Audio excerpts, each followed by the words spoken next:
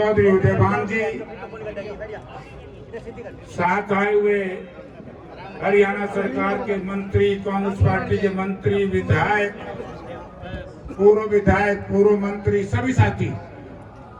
सबसे पहले तो मैं जांगू परिवार का और इनके सहयोगियों का धन्यवाद करता हूं कि इन्होंने ऐसी परिस्थितियों में कांग्रेस पार्टी का और जयप्रकाश का साथ देने का निर्णय लिया जब आदमपुर की जनता ऐसी लड़ाई लड़ रही थी जिसको हरियाणा प्रदेश के लोग जितवाना चाहते थे। उस जीत में इन साथियों ने कांग्रेस पार्टी का साथ दिया। मैं इनका स्वागत करता हूं और मैं आप सबको केवल एक ही बात कहूंगा भाई, गांव-गांव जाकर के मंडी में, इस मंडी में तो मैं कई बार आ लिया, जो बात पहले थी आज वही है। चौधरी भूपेंद्र सिंह हुड्डा और उदयभान जी आपके बीच में बैठे हैं और सबसे बड़ी खुशी की बात है कि रिटायर्ड आईएएस चंद्र प्रकाश जी भी आज आपके बीच में आए हैं, जो बैकवर्ड क्लास की स्थिति समझ रखते हैं। आप ये देखिए कि सर्विस को चलती छोड़ करके क्यों आए। मैं एक लाइन में एक बात कहूंगा, स्वर्गीय चौधरी भजनलाल जी के सबसे नजदीकी दो परिवार थे। आपने इस पर घर जाकर के विचार करना पड़ेगा, एक स्वर्गीय पौंतरमल जी का और एक स्वर्गीय पंडित रामजी लाल जी का। आज दोनों के दोनों परिवार, क्या कारण है, चौधरी भजनलाल जी के स्वर्गवास के बाद दोनों के दोनों परिवार आज चौधरी भूपेंद्र सिंह हुड्डा के कांग्रेस पार्टी के साथ हैं। तो आपने विचार करना पड़ेगा कि ये परिवार क्यों उस परिवार को छोड़ करके आया। इसलिए आदमपुर की जनता से नम्रता पूर्वक एक ही निवेदन करूंगा कि 3 तारीख को दलगत राजनीति से ऊपर उठ करके, और यहाँ तक नारा लग गया, ना जेजेपी, ना बीजेपी, ना लोकदल, केवल जेपी जेपी जी एक हटाना है तो काम कर गया भाई। मैं तो एक बात कहूँ, आप सब साथी जो आदमपुर की मंडी के लोगों से कहना चाहूंगा, हुड्डा साहब मैं 3-4 दिन से इस मंडी में सुबह आता हूँ। मंडी का हर व्यापारी भाई इस सरकार से दुखी और परेशान है। मैं आपसे एक ही निवेदन करना चाहूंगा कि यहाँ एक तो इन आड़तियों को मैं तो थोड़ा बोलूंगा, ये आड़ती बड़े परेशान है जी। आप इनको ये बताओ जी, आगे पुराना सिस्टम चालू कर दियो, 6 महीने मनोहर लाल जी तो इनकी हाजिरी निभावे जैसे बीसी की थाना निभाई जावे है। और दूसरा सर, इस मंडी की बड़ी बुरी हालत है, यहाँ 4-4 अरबे ला करके लोगों ने अपनी दुकानें बचाई हैं, करोड़ों रुपए का नुकसान हुआ है। मैं अपनी एक और समझ में लाना चाहता हूँ कि यहाँ पर 4 महीने तक लगातार, चाहे कोई कॉलोनी हो, चाहे भातू कॉलोनी हो, चाहे हाउसिंग बोर्ड की कॉलोनी हो, चाहे लाइन पार का इलाका हो, पानी मिला तो सर काला पानी मिला। आजादी के बाद यदि काले पानी की सजा कहीं होती है तो आदमपुर इलाका, आदमपुर शहर में होती है। तो जब आप चीफ मिनिस्टर बनोगे तो आप इस मंडी को, इस इलाके को एक ही बात चाहते हैं कि हुड्डा साहब ने 10 साल में अच्छे काम किए। जिस साइड के सामने आप बैठे, साइड भी टूटा फूटा आपने मिला था, आपने उस वक्त बनाया था। इस इलाके में आपने मॉडर्न विलेज भी बनाए 2, बालसमंद और चूड़ी कला, 17 वाटर वर्क्स बनाए, सड़कें बनाई, हजारों बच्चों को रोजगार दिया। आज आपके मुखारबिन से लोग चाहते हैं कि जब आपकी सरकार बनेगी आदमपुर को आप अगली पंक्ति में रखने का काम करेंगे, क्योंकि ये लोग 26 साल से परिवार विशेष की वजह से ये शोषित हैं, पीड़ित हैं, राजनीतिक रुखेपन का सामना करना पड़ता है। यह आदमपुर की बदहाली को खुशहाली में लाने का आप काम करेंगे। तो मैं एक बार फिर उन साथियों का धन्यवाद करता हूँ, स्वागत करता हूँ।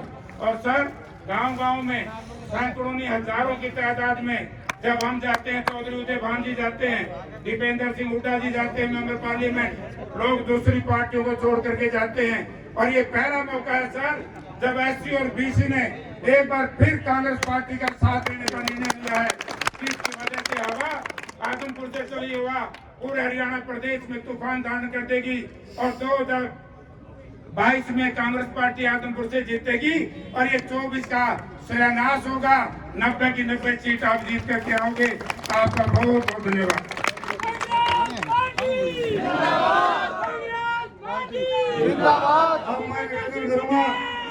मैं निवेदन करूंगा हमारे बहुत ही ऊर्जावान अध्यक्ष उदयभान जी आए और अपने विचार रखे। तालियां बजाकर स्वागत करें उदयभान जी।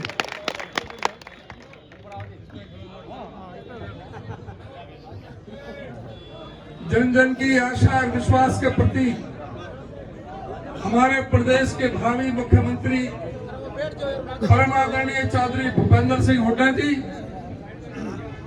हमारे साथी विधायकगण, पूर्व विधायकगण, पूर्व मंत्रीगण, आदरणीय श्री चंद्र प्रकाश जी, प्रदीप बेनीवाल जी, हमारे साथी सुखबीर डूडी जी, हमारे जो आज हमारे पार्टी में शामिल हुए जागू परिवार रविंदर जी, दीपक जी और दूसरे अन्य साथीगण और मेरे सभी सम्मानित बुजुर्गों, नौजवान साथियों, बच्चों, सबसे पहले मैं आप सबको दिवाली की और आज विश्वकर्मा डे है, आज भगवान श्री कृष्ण की गोवर्धन पूजा भी है। आपको सबके लिए मैं बहुत बहुत पार्टी की तरफ से शुभकामनाएं और सबको मैं बधाई देता हूं। आप सबके परिवारों में नई नई खुशियां आए, हर तरह की आप तरक्की आपके जीवन में, सारे परिवार में आपके तरक्की आए, ऐसी मैं प्रभु से कामना करता हूं।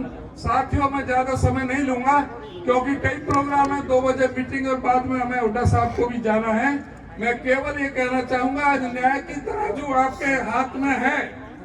आपने ये निर्णय लेना है कि कुलदीप बिश्नोई को जिस तरह से आपने 5 साल के लिए कांग्रेस पार्टी का विधायक बना करके भेजा था, तो वो क्या परिस्थितियां हुई, क्यों यहाँ पर आज उपचुनाव हो रहा है, क्या परिस्थितियां हुई कि किस तरह से कुलदीप बिश्नोई को एक मेरा अध्यक्ष बनना, इसलिए कि क्या एक दलित का बेटा एक कांग्रेस पार्टी का अध्यक्ष नहीं बन सकता, इस बात के ऊपर त्याग पत्र दिया तो माना जाता कि कुलदीप बिश्नोई ने किस लिए त्याग पत्र दिया। कुलदीप बिश्नोई जब CWC का मेंबर बनाया गया था, हमने उनको शुभकामनाएं दी थी, बधाई दी थी, उच्चारित किया जाता था।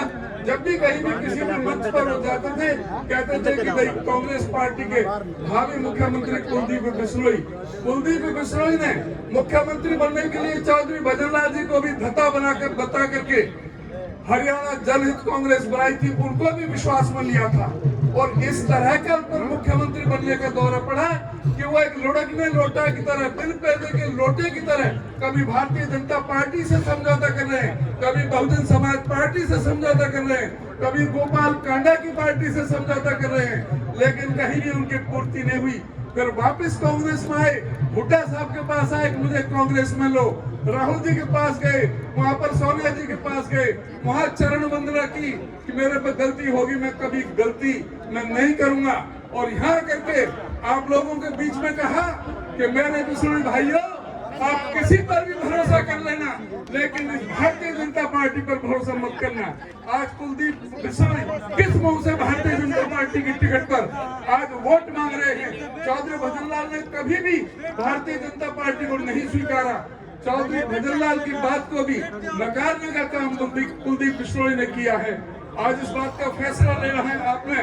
अगर भारतीय जनता पार्टी में गए हैं तो उनको एक जवाब देना पड़ेगा कि भारतीय जनता पार्टी क्या कारण है कि हरियाणा प्रदेश पूरे हिंदुस्तान में बेरोजगारी पे नंबर 1 क्यों है। आज ये भी बताना पड़ेगा कि हरियाणा प्रदेश में 1,82,000 सरकारी पद खाली पड़े हैं, तो उसका कारण क्या है। ये भी बताना पड़ेगा कि स्कूल खोले जाते हैं सरकारों द्वारा।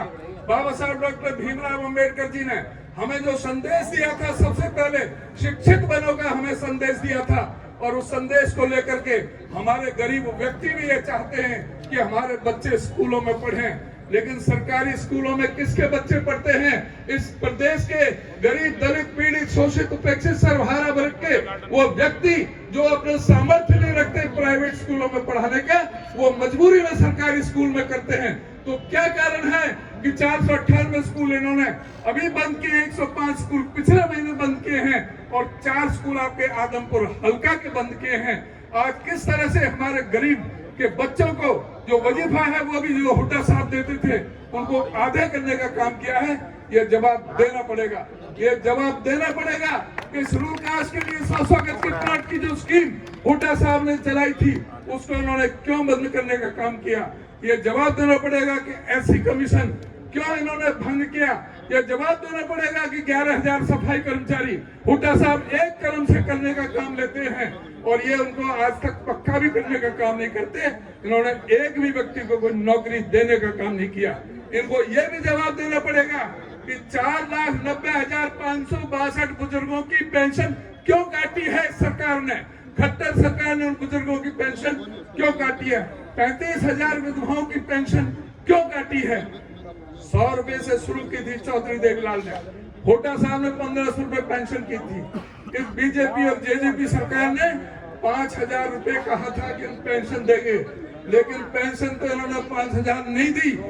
5 लाख 5.25 लाख लोगों की पेंशन काटने का काम महापाप इस सरकार ने किया है। हमारी पार्टी ने, हुड्डा साहब ने ये फैसला लिया है कि जो पेंशन जिनकी काटी है उनको ब्याज सहित हमारी सरकार आने पर उनको पेंशन देगी। हमारी पार्टी ने, हुड्डा साहब ने ये फैसला लिया है कि जिस दिन हमारी सरकार बनेगी उसके 1 महीने बाद जो भी पेंशन मिलेगी, हर बुजुर्ग को, बुढ़े को, बुढ़िया को 200 रुपए रोज बुढ़े को और 200 रुपए रोज बुढ़िया को 400 रुपए रोज के हिसाब से 12,000 रुपए 1 महीने में पेंशन दी जाएगी। हमारी पार्टी ने यह भी फैसला लिया है कि एससी कमीशन को पुनर्गठित किया जाएगा। हमारी पार्टी ने, हुड्डा साहब ने यह भी फैसला लिया है कि कर्मचारियों के हित में जो ओल्ड पेंशन स्कीम है उसको हमारी पार्टी सरकार में आने पर लागू करेगी। हमारी पार्टी ने यह भी फैसला लिया है कि हरियाणा हरिजन कल्याण निगम और बैकवर्ड क्लास निगम के सारे कर्जे माफ किए जाएंगे।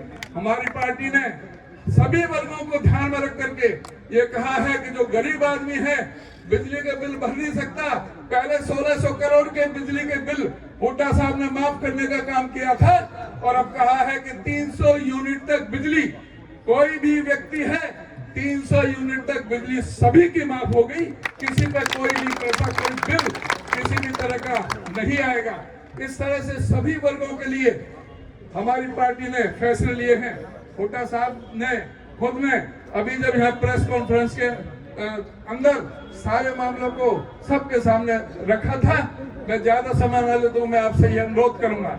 हुड्डा साहब ने सभी के लिए, गरीब, कर्मचारी, मेहनतकश, यहाँ तक भी आड़ती और किसानों के लिए, आड़तियों के लिए जो इस तरह से जो परेशान किया है, क्या परिस्थितियां बनी कि पूरे आड़तियों को हड़ताल करनी पड़ी, किसानों को हड़ताल करनी पड़ी। हुड्डा साहब ने ये फैसला लिया था कि जो किसान आंदोलन के दौरान, जिस किसान आंदोलन को इन्होंने बदनाम करने के लिए कभी खालिस्तानियों का आपके हाथ में है, एक तरफ आप खट्टर को बिठा लो, एक तरफ आप हुड्डा साहब को बिठा लो, फैसला अपनी आत्मा से कर लो। आप एक तरफ बिठा लो कुलदीप बिश्नोई को, जिसने 18 साल की राजनीति में एक फूटी कौड़ी इस हल्के में नहीं लगाई। यहाँ तक भी उसका एमपी लेड फंड भी, एक ऐसा कम वक्त पहला एमपी था जिसका एमपी लेड फंड भी वापस चला गया था। वो लगा नहीं था लोगों की सेवा में, लोगों के विकास के लिए। एमएलए फंड भी वापस चला गया। जो अपना एमपी लेड फंड और एमएलए फंड नहीं लगा सकता, वो कहता है कि मैं आदमपुर को पेरिस बना दूंगा। मैं आदमपुर में अभी आया था 3 दिन पहले, 3 जगह तो मेरी गाड़ी मुझे वापस बैक करनी पड़ी। इतने गड्ढे, इतना बुरा हाल जो आदमपुर का इन्होंने नरक बना करके रख दिया है। शर्म नहीं आती, कहते हैं कि हम पेरिस बना के रख देंगे। ये पेरिस नहीं, ये आदमपुर की जनता के साथ बार बार खिलवाड़ करने का काम किया है। कुलदीप बिश्नोई में हिम्मत है तो आकर के कहे कि मैंने 18 साल की राजनीति में, भूल जाए चौधरी भजनलाल के नाम को बहुत बढ़ा लिया, चौधरी भजनलाल के नाम से वोट भी हर बार। सबसे तो पहले भाई सारे भाइयों को, बहनों को मेरी दिवाली की राम राम। बात तो सारी हमारे में से उन्होंने कह दी और सबको मालूम। आज चाहे किसान है, चाहे मजदूर है, चाहे व्यापारी है, चाहे कर्मचारी, चाहे शहरी है, चाहे ग्रामीण, चाहे बैकवर्ड क्लास से है, चाहे दलित है, सब इस सरकार ने परेशान कर रखा। इनका क्या काम है? काम ये है इनका, जैसे बताया, अब मास्टर भर्ती करने नहीं, ऐसा हरियाणा बना दिया। स्कूलों में जाओ तो मास्टर नहीं, अस्पताल में जाओ तो डॉक्टर नहीं, दफ्तर में जाओ तो कर्मचारी नहीं, ऐसा हरियाणा बना दिया। जब ये देखते मास्टर को भर्ती करने नहीं तो क्या करेंगे? स्कूल बंद कर दो। 5,000 स्कूल बंद कर दिए हरियाणा में, 5,000 हमने बनाए और इनने बंद किए। कहाँ जाएंगे हमारे बच्चे? लड़कियों को 10-10 किलोमीटर जाके जाओ ये। और इसी प्रकार से गरीब आदमी के बच्चों के वजीफे, जो शेड्यूल कास्ट शेड्यूल ट्राइब के 1,38,000 बच्चों को हम वजीफा देते थे, बैकवर्ड कास्ट को भी देते थे, बैकवर्ड कास्ट को। आज क्या हो गया? तो घट के 50,000 मिले। अरे जनसंख्या तो बड़ी है, वजीफे के नंबर घटे। तो किसी का देख लो। आज मैं मंडी में आया हूँ, मंडी में क्या है? मंडी में भाई आड़ती और किसान, इनका रिश्ता होता है। आड़ती दिन रात कभी किसान को कोई काम पड़ता मदद करता था, और सरकार को जो है जो खरीद करते थे एमएसपी पे, उस पर कमीशन देना पड़ता था। तो कमीशन तो देना नहीं, क्योंकि आड़ती नंबरदारों की तनख्वाह तो बढ़ानी नहीं, तो नंबरदारी खत्म कर दो। ये तो ऐसे काम कर रहे हैं भाई, क्या करोगे फिर? आपके सामने है। बुजुर्गों के पेंशन देनी नहीं, क्या पेंशन काट दो, 5 लाख पेंशन काट दी हमने दी। अरे पेंशन काट दी, विधवाओं की काट दी। तो ये ऐसी भ्रष्टाचार में पूछो मत। आदमपुर में पहले भी आया हूँ, और मेरे समय में मैं बड़ा हैरान हुआ। यहाँ कम्युनिटी सेंटर बनाया था मंडी में, आज क्या हालत है उसकी? सफाई भी नहीं करते।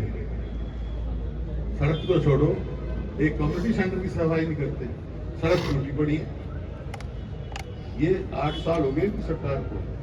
हमारे टाइम को याद करो, किसान को अच्छा भाव मिलता, गरीब आदमी को उसका बच्चों को स्कॉलरशिप मिलता था, आड़तियों और किसान का प्रेम था। आज ना तो आपस में भाईचारा किसी का छुड़े, तो इनसे भाई पीछा छुड़ा लो। और पीछा छुड़ाने में सबसे पहला नाम जो है उसमें रजिस्टर में आदमपुर का लिखवा लो। ठीक है ना भाई? देखो, बहुत हमारा उम्मीदवार है, बहुत मजबूत है। हमारे साथ एमपी भी रहा है यहाँ से। ये मैंने देखा इनको जब संसद में बोलते थे पार्लियामेंट में, तो पार्लियामेंट गूंजती थी, हाँ भाई जयप्रकाश बोल रहे हैं। इसके बाद एक तो कोई बोले ही नहीं। एमएलए देखा मैंने, एमएलए बोलते हुए देखा। जयप्रकाश को जब ये खड़ा होता था, चाहे यूं खड़ा होता बोलता था, तो पता लगता था भाई आज कोई बोल रहा है, एमएलए है, लोगों का नुमाइंदा बोल रहा है, लोगों की बात कर रहा है। तो ऐसा नुमाइंदा जो है आपके पास होगा तो आपके काम कोई नहीं रोक सकता। देखो, मैं तो एक बात कह रहा हूँ, जो मैं कहता हूँ वो करता हूँ। तो धर्मवीर कह रहा था भाई इस परिवार ने जो स्वागत किया, इस परिवार का मैंने इतना लोग छोड़ा है, 40 साल तक कभी छोड़ा नहीं है। जिसका साथ हो जाए उसका साथ नहीं छोड़ता। मैंने कहा था कि जिसका हाथ हम पकड़ लेता हूँ छोड़ता नहीं। आज ये कह रहा हूँ आदमपुर के भाइयों से कि भाई मैं आदमपुर का हाथ पकड़ने आया हूँ, छोड़ूंगा नहीं। मंजूर है। देखो, एक मौका ही कभी कभी आता है। ये चुनाव जो है ना, कोई कहे ये है वो है, ये चुनाव जो है भाई ऐसा है, वोट तो एक डालोगे तुम, अरे एमएलए बनेंगे सारे 2। कौन कौन? एक जयप्रकाश, एक भूपेंद्र सिंह।